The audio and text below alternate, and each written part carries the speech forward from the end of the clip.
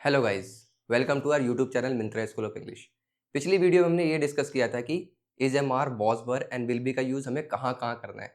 जैसे आप कहाँ कहाँ यूज़ कर सकते हैं, किसी की आइडेंटिटी बताने के लिए, किसी की स्टेट या कंडीशन यानी उसकी स्थिति या हाल बताने के लिए, किसी की क्वालिटी यानी कि गुण या विशेषता बताने के लिए, या फिर किसी का एग्जिस्टेंस बताने के लिए हम इज एम आर का यूज़, वॉज वर का यूज़ या विल बी का यूज़ करते हैं।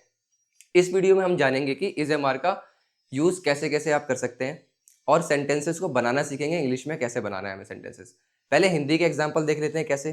फॉर एग्जाम्पल, मेरा नाम राम है, ये किसी की आइडेंटिटी को बता रहा है। ठीक है, वो एक डॉक्टर है, तुम बहुत ईमानदार हो, हम दोस्त हैं, मेरी बहन बहुत दयालु है। तो इस तरीके के सेंटेंस अगर आपके आते हैं तो उसको आप इंग्लिश में कैसे बनाएंगे, उसका स्ट्रक्चर डिस्कस करते हैं पहले। तो बहुत आसान स्ट्रक्चर है। सबसे पहले हम सेंटेंस में सब्जेक्ट लगाएंगे, उसके बाद सब्जेक्ट के अकॉर्डिंग हम लोग इज, एम या आर तीनों में से कोई सा भी एक हेल्पिंग वर्ब लगाएंगे। उसके बाद हम ए, एन या द, इन तीनों को हम आप तभी लगाएंगे जब आपका जो नाउन है, नाउन के अकॉर्डिंग लगाएंगे हम इसे। अगर नाउन सिंगुलर काउंटेबल नाउन है तो आप ए या एन लगाएंगे, अगर नाउन यूनिक है तो आप द लगाएंगे।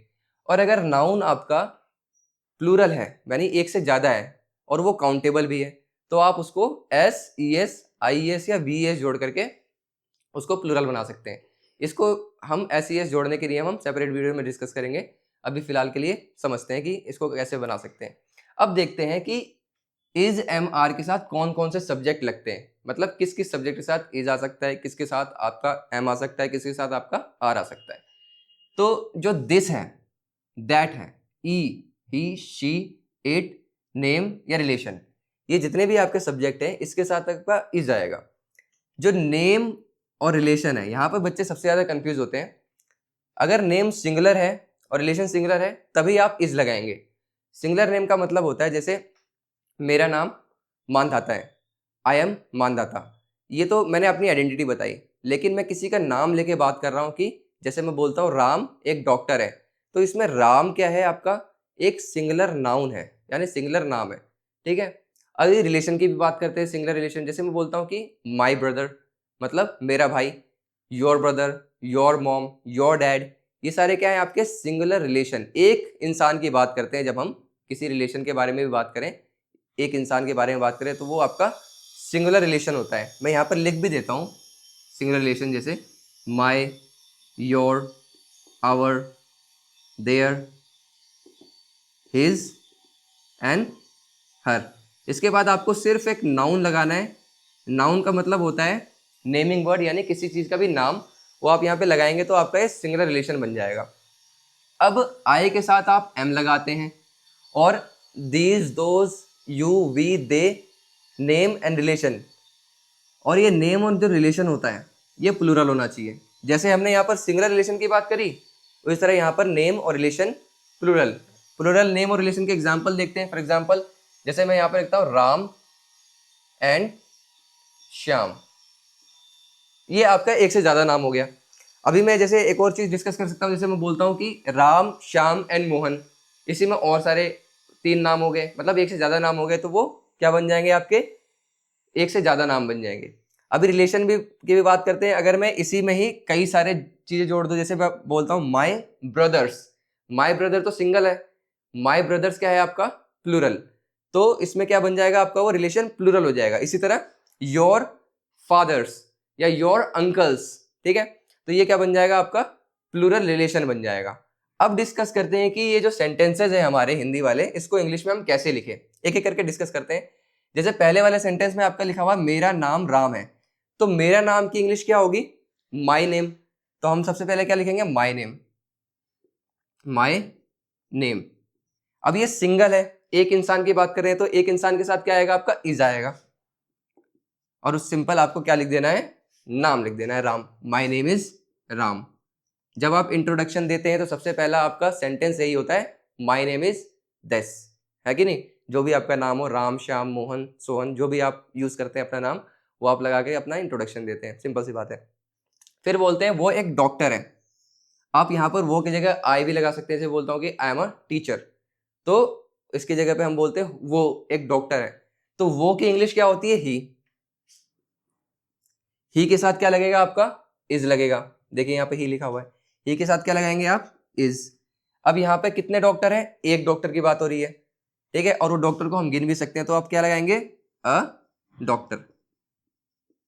हमने यहाँ पर अ इसलिए लगाया क्योंकि ये आपका जो डॉक्टर की प्रोनाउंसिएशन है, इसकी प्रोनाउंसिएशन क्या है, कॉन्सोनेंट साउंड से स्टार्ट हो रही है, इसलिए हमने यहाँ पर ए लगाया है।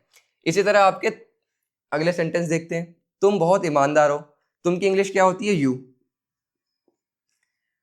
यू के साथ क्या लगेगा आपका, आर लगेगा, तो यहां पर आर लगाएंगे, यू आर बहुत ईमानदार हो।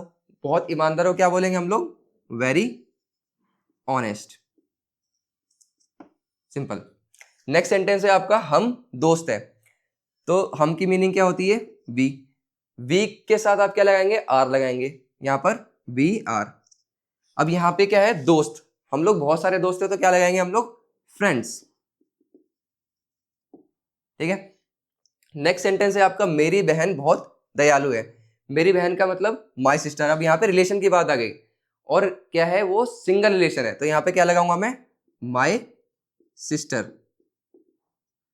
यहाँ पे सिंगल रिलेशन है, सिंगल रिलेशन के साथ कौन सा हेल्पिंग वर्ब लगेगा, इज। यहाँ पे क्या लगाएंगे हम लोग, इज। माय सिस्टर इज, बहुत दयालु की इंग्लिश क्या होती है, वेरी काइंड, तो आप यहाँ पे लगा सकते हैं वेरी काइंड। नेक्स्ट सेंटेंस है आपका, यह एक कुर्सी है। यह की इंग्लिश क्या होती है आपकी, दिस, तो यहाँ पे हमने लगाया दिस, दिस के साथ इज लगेगा, और यहाँ पर एक कुर्सी की बात हो रही है, तो आप क्या लगाएंगे, दिस इज अ चेयर। फिर नेक्स्ट सेंटेंस है आपका, वे पौधे हैं।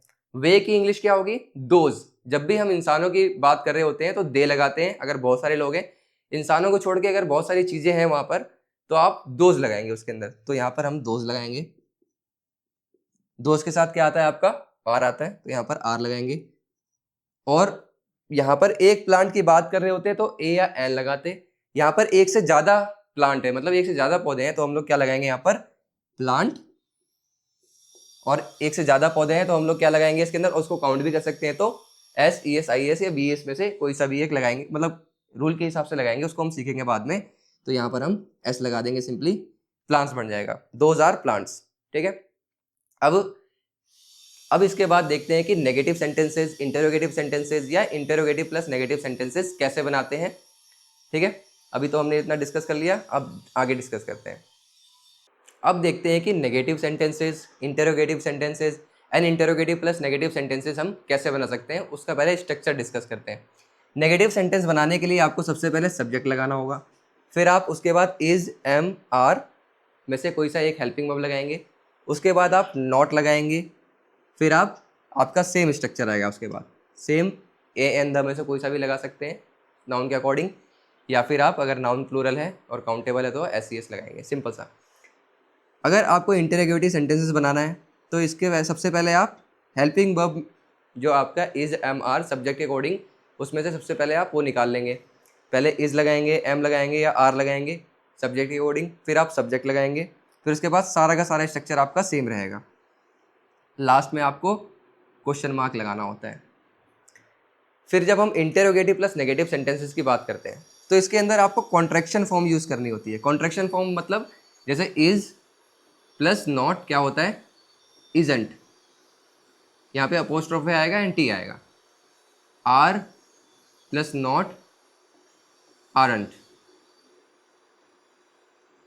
एम प्लस नॉट, एंट, ठीक है। यहाँ पे बच्चे कहाँ गलती करते हैं, इन दोनों को अलग अलग लिख देंगे, इज, नॉट, ये आपका रॉन्ग होता है, गलत होता है।